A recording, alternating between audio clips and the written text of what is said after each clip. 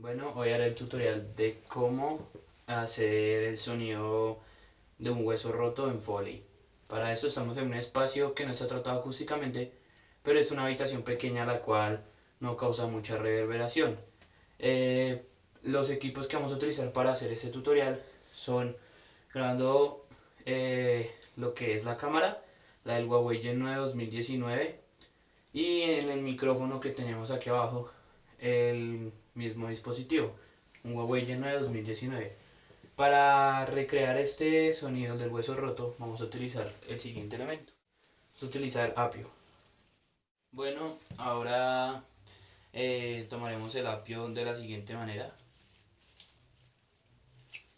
Entre más sea mejor.